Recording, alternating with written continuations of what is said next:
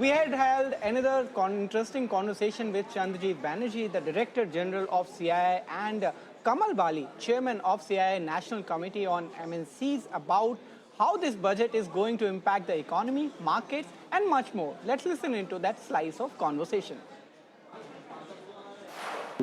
To answer both your questions, number one, I see this budget to be, showing that over the previous years, we did a lot of newer breakthrough stuff that needs to be done. So we have now corrected a lot that was needed to be done, and therefore we now need to be going forward, do many changes across sectors and stay on course of prudence, stay on course of stability, macroeconomic stability. This budget has definitely done that and shown that we will remain going forward in terms of being a stable economy. So what you mentioned about fiscal prudence, very, very critical. Good to see that. Second, I think one of the things that one saw and one was focusing on and talking about was keep your public sector capex on, which will crowd in, which has started crowding in the private sector, and with this will increase the private sector investments, boost the private sector investments. So it has done that. But in addition, I see that it has done a lot of focus on infrastructure, which we can go on that, but that would increase, that would really help in terms of cost of doing business, in terms of our export competitiveness. So that's something very, very critical. The third, I see that while the budget is done, it's there for everyone. It's a budget for each and every section of the society, each and every sector. But there is also a focus on the future of jobs, if it relates to not only just skillings, but the skilling for those areas which are future-oriented. And it also looks at areas of future of technology, future of AI, future of different innovation, a lot of it. And I'll end with one very important point which I saw in the budget, which is the focus on the manufacturing sector and the small and the mid-sized companies, the support that one has seen. And again, to fuel all of this will be the banks, right? And to create this high-power committee on banks, I found all of this to be quite good. Absolutely. Those are some very good key takeaways, Mr. Banerjee, that you have essentially stated. So it remains to be seen how all of these measures are really going to lead to job creation in the country, which has been, of course, a key ask, as it rightly should be. But Mr. Bali, your first thoughts on how will these announcements really sort of, impact your business, and what tangible outcomes do you expect? Yeah, thank you very much, Sumita. And I, first of all, fully agree with what CB has talked about. For me, the biggest takeaway in this budget is the manufacturing sector. Okay. And for the first time, the finance minister has started with the manufacturing sector. I mean, I think never before I have seen this kind of focus. And I'm so happy that this has been there, because CII has been talking of this. If you look at our manufacturing sector, it's about 14 to 15, continues to be 14 to 15% of GDP. The needle hasn't moved much for many, many years. Whereas if you look at economies which have really done well, it's manufacturing which has anchored these economies, and typically manufacturing contributes about 22 to 25% of GDP. Right. India has to get there with a long gap. And the good thing about manufacturing, why I put so much of focus, is that it's a job, it's got a multiplier effect. It creates jobs, it will build more goods, therefore you have a potential to export more. Right. Therefore your balance of payment situation, which is more imports today than exports, that can shift. You can become probably surplus on balance of. Therefore the pressure on your currency will reduce, which is today's challenge. While everything else is going so well in terms of economic growth, in terms of inflation under control, the EU-India FTA, which has just happened. So everything is going well for the country, other than this currency challenge, which will get corrected there. So creating jobs, getting your foreign exchange account in proper shape. So I think that's one takeaway. The second takeaway to me is obviously, and obviously when manufacturing grows, automotive sector does very well, because 45% of manufacturing is automotive, so almost half. So that gets many benefits in any case, which is again a very big job creator. The second is, of course, the spend on infra.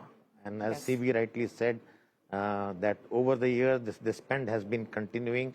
Obviously, the industry, the society may want little more than what the government has announced. But I think there is also an angle of fiscal prudence, which is very important. Just now, the rating agencies have upped the India rating. They don't want to, so the fiscal prudence is very important. I think it's in line with the Viksit Bharat theme of developing India in a good way across sectors, whether it is tourism, whether it is hotels, trade, tourism, and I think the finance minister spoke a lot about waterways and logistics cost. And I think that is something very important and some of these will lead to logistics cost getting corrected, which is again very important for manufacturing, because one of the reasons why we are at times not very attractive or uncompetitive is our logistics cost is 4 to 5% more than our peers.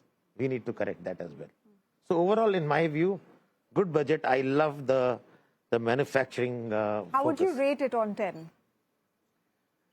If I don't look at some of the other aspects of the budget, which I will not like to comment at this point in time because I have not yet studied that, but in terms of the initiative, the policy direction, in terms of a policy direction towards manufacturing, not only for the sunrise sectors, also for the legacy sectors, first time we are talking about, I think I would rate it 8.5 out of 10.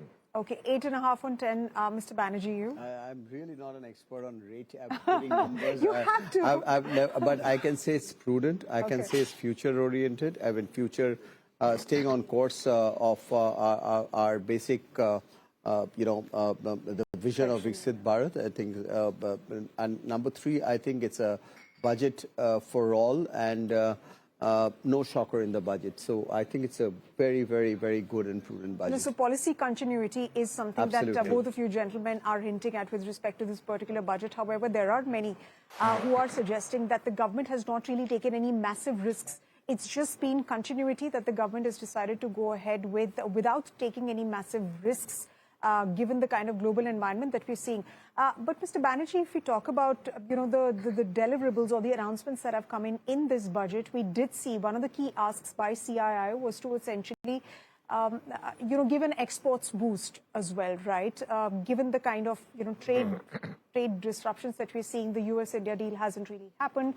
And the FTAs that we have signed, they're going to take at least a year or so to sort of get into action, to get implemented.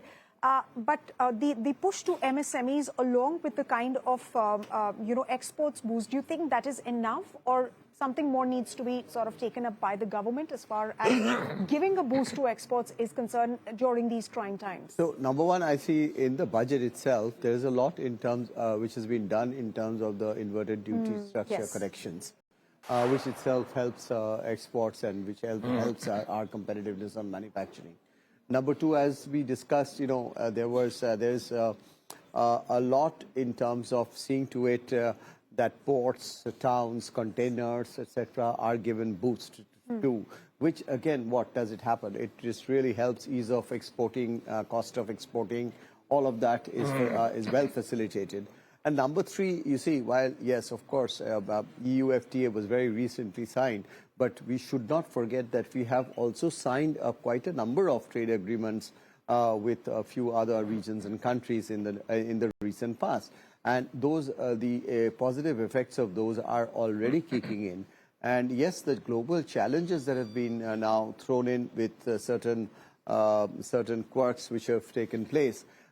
We have seen our exporters and being able to have that appetite and have the spirit to look at new emerging markets and really go in. And lastly, I would think there is a phenomenal strong focus given by the government on quality and standards, global standards, global quality.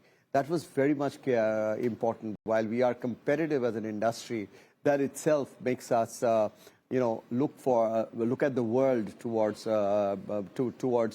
as far as demand of our goods are concerned.